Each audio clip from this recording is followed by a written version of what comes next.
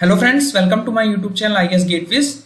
इस वीडियो में SSC JEE civil 2023 tier 1 का जो एग्जाम हुआ था उसमें जो क्वेश्चंस डाउटफुल हैं, जिनके ऑब्जेक्शन रेज करने की जरूरत है या नहीं है, वो हम लोग इस वीडियो पार्ट 2 में डिस्कस करेंगे। बेसिकली एक पर्टिकुलर शिफ्ट के क्वेश्चंस हम लोग इसमें डिस्कस करने वाले हैं, जिसमें आपको ऑब्जेक्शन रेज करना है या नहीं करना है ये आपको पता चल जाएगा।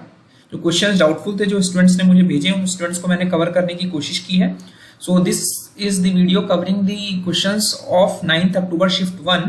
यहाँ पे मैंने शिफ्ट की स्पेलिंग गलत लिख दी, इसको सही कर देते हैं। सो फर्स्ट क्वेश्चन है कि मैच द फॉलोइंग में इन्होंने जो आंसर दिया है उसमें हेलोजिनेटेड सॉल्वेंट्स का आंसर दिया है कि it can attack this liver और हाइड्रोकार्बन्स कैन कॉज कैंसर। तो इन माय ओपिनियन जो इससे ज़्यादा अप्रोप्रिएट आंसर है वो ऑप्शन ए है। रेफरेंस के लिए बायोप्रेस टेक्नोलॉजी की आप बुक देखेंगे, अरुल पांडी 2019 एडिशन की। यहाँ पर क्लियरली लिखा हुआ है at lower dosages halogenated solvents are considered potential carcinogens and have been shown to cause cancer. इसका बुक का स्क्रीनशॉट 484 पेज में लिखा हुआ है, जिसमें यहाँ पर अगर आप देखेंगे acute over exposure to halogenated solvents cause serious health consequences including nervous system damage, heart failure and increase chance of cancer. तो यहाँ पर जो इन्होंने ऑप्शन दिया है वो गलत हो जा रहा है। इसी तरह जो हमारे वोलेटाइल हाइड्रोकार्बन्स हैं they can result in organ damage specially on liver, kidney and heart.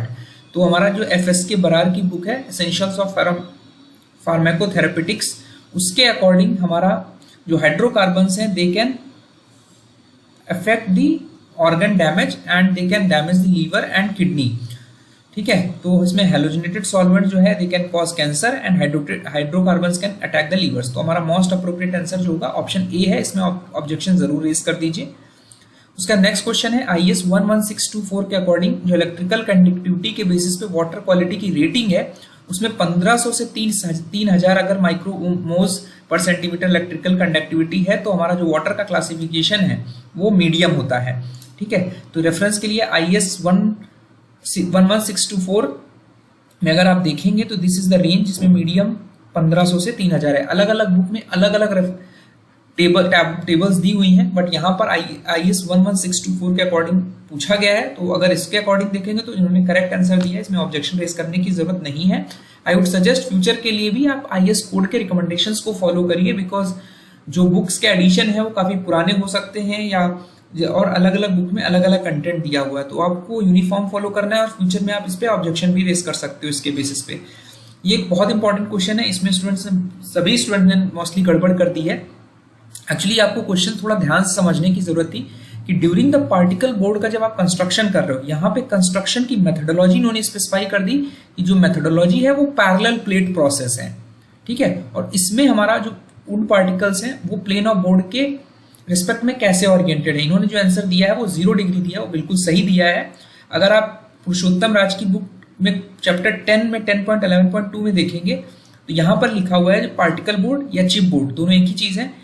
इनको बनाने के दो तरीके होते हैं। पहला तरीका होता है एक्सट्रूजन प्रेसिंग और दूसरा तरीका होता है प्रेसिंग बिटवीन पैरेलल प्लेट्स। दो पैरेलल प्लेट्स के बीच में हम पार्टिकल्स को उनके प्रेस करते हैं जो सिंथेटिक रीजन्स में एम्बेडेड होते हैं। तो एक बार एसएससी जेईई ने एक्सट्रूजन प्रोसेस से क्वेश्चन पूछा था। ठीक है, अगर आपको याद होगा तो एक्सट्रूजन प्रोसेस में जो उन पार्टिकल्स का ओरिएंटेशन होता है वो 90 डिग्री पे होता है, परपेंडिकुलर टू द प्लेन। लेकिन यहाँ पे इन्होंने क्या किया, पैरेलल प्लेट प्रोसेस के लिए पूछा, जहां पर आप देख पा रहे हैं कि एक्सट्रूजन प्रोसेस में particles oriented in direction perpendicular to plane of board, और इन अदर केस यानी अदर केस हमारा क्या हुआ, प्रेसिंग बिटवीन पैरेलल प्लेट्स में particles are oriented parallel to the plane of board. जो पार्टिकल्स हैं वो प्लेन के पैरेलल है, तो हमारा जो एंगल बनेगा वो 0 डिग्री बनेगा। तो यहाँ पर भी आपको ऑब्जेक्शन नहीं रेज करना है। रेफरेंस के लिए आप और आईएस 3087 कोड भी फॉलो कर सकते हैं, जहां पर दो तरीके के पार्टिकल बोर्ड्स को क्लासिफाई किया गया है। ये एक्सट्रूडेड पार्टिकल बोर्ड है जहां पे जो पार्टिकल्स है 90 डिग्री पे ओरिएंटेड है लिखा हुआ है। इसी तरह फ्लैट प्रेस्ड पार्टिकल बोर्ड है, वहां पर 0 डिग्री यानी parallel to the particle board हमारे प्लेन ऑफ बोर्ड में पैरेलल है। नेक्स्ट क्वेश्चन है कि which of the following condition will steel column fail in buckling. ये बहुत ही एक जनरल स्टेटमेंट इन्होंने दे दिया और बोला कि column is short less than 180, steel column can not fail in buckling. तो ये तीनों कंडीशन तो वैसे भी किसी भी सिचुएशन में बकलिंग नहीं कॉज कर सकती है। ठीक है, क्योंकि अगर आप आईएस 800 की बुक के रिकमेंडेशंस देखेंगे या एसके दुग्गल की limit state of steel structures की बुक देखेंगे तो वहां पर बताया गया है कि जो कंप्रेशन मेंबर्स के लिए मैक्सिमम स्लेंडरनेस रेशियो है, अलग अलग मेंबर्स के लिए कंप्रेशन मेंबर में अलग अलग स्लेंडरनेस रेशियो है। ठीक है, तो जनरली तो यहां पर ये कोई श्योरिटी नहीं है, ये कोई श्योरिटी नहीं है कि अगर हमारा 180 डिग्री से ज्यादा स्लेंडरनेस रेशियो होगा कॉलम का तो वो फेल ही हो जाएगा। It does not ensure. तो question is not proper. Basically यहाँ पे इसको डिफाइन करना था कि किस कंडीशन में आपसे बकलिंग पूछी जा रही है।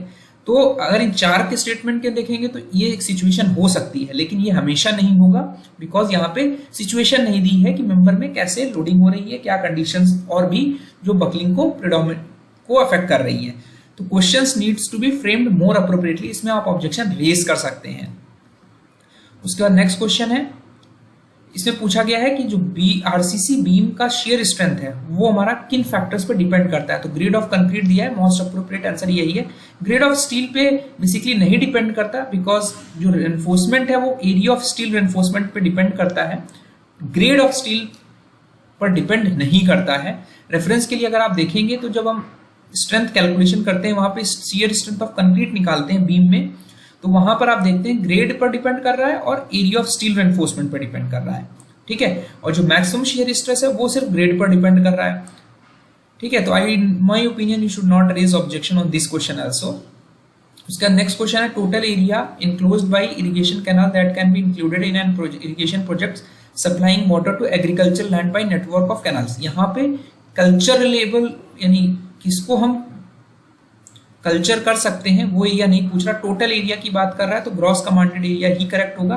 रेफरेंस के लिए यूनिवर्सिटी ऑफ एशिया पैसिफिक का लेक्चर है जिसमें मैंने ये आपको रेफरेंस दिया हुआ है, इसको आप रीड करेंगे। This is exactly matching what has been asked in the question. उसके बाद which of the following is not a field of application of sulphate resistant cement. तो यहाँ पर आपके जो ऑप्शंस दिए हुए हैं पूछा गया है कि इनमें कौन सा फील्ड एप्लीकेशन नहीं है सल्फेट रेजिस्टिंग सीमेंट का। तो फाउंडेशन एंड बेसमेंट है, सीवेज ट्रीटमेंट वर्क्स है, मैराइन स्ट्रक्चर्स है, ये तो है, इनमें कोई डाउट नहीं है कि ये फील्ड ऑफ एप्लीकेशन है, बिकॉज ये क्वेश्चन जहां से फ्रेम किया गया है MS शेट्टी की कंक्रीट टेक्नोलॉजी की बुक से किया गया है, जहां पर 4 ऑप्शंस 4 स्टेटमेंट्स गिनाए गए हैं कि सल्फेट रेजिस्टिंग सीमेंट को कहां कहां यूज करना है। मैराइन कंडीशन में, फाउंडेशन बेसमेंट में, जहां पर सल्फेट जो है वो सॉइल में हो सकते हैं, फैब्रिकेशन ऑफ पाइप्स में जहां पे सल्फेट बियरिंग सॉइल्स हैं, इसी तरह construction of sewage treatment works में। ठीक है, तो यू कैन सी कि यहाँ पे डैम्स नहीं दिया हुआ, बिकॉज क्वेश्चन यहाँ से फ्रेम किया है जिस भी फैकल्टी ने फ्रेम किया, बट अगर आप इंडस्ट्री में जाओगे तो इंडस्ट्री में प्रैक्टिस है टू मिनिमाइज द रिस्क। ये एक सल्फेट रेजिस्टिंग सीमेंट्स का जो मैन्युफैक्चरर है उनके जो यूसेजेस हैं वो उन्होंने दिया है अपने पैम्फलेट में। To minimise the risk of chemical attack results in concrete deterioration and structural failure, sulphate resisting cement should be specified in the following application. तो यहाँ पर आप देखेंगे ये ऑप्शंस हैं, geothermal, sewage treatment plants, acidic conditions, fishing condition. फिर लिखता है to minimise the risk of क्लोराइज induced corrosion in reinforcing steel and ensure long term durability, sulphate resisting cement हम इन जगह पर भी यूज कर सकते हैं। उसमें सी वॉल्स, डैम्स एंड रिजर्वायर्स भी हैं। तो यहाँ पर इस आर्टिकल्स के मैंने लिंक भी दिए हुए हैं जहां से आप ये डाउनलोड कर सकते हो। 2 आर्टिकल्स हैं, इनके PDF है, यहाँ पर आपको इन वेबसाइट से मिल जाएगा। I will share the PDF of this lecture also. तो you can say कि डैम भी हमारा फील्ड ऑफ एप्लीकेशन हो सकता है। क्लोराइड इंड्यूस्ड जो कोरोजन है उसको प्रिवेंट करने में इसको हम यूज कर सकते हैं। ठीक है, तो ये भी ऑप्शन हो सकता है। तो इनमें 4 फील्ड ऑफ एप्लीकेशन हो सकते हैं। तो आई थिंक इसमें भी आप ऑब्जेक्शन रेज कर दीजिए using this reference. Next video में हम लोग फर्दर कुछ क्वेश्चंस डिस्कस करेंगे। So thank you and all the best.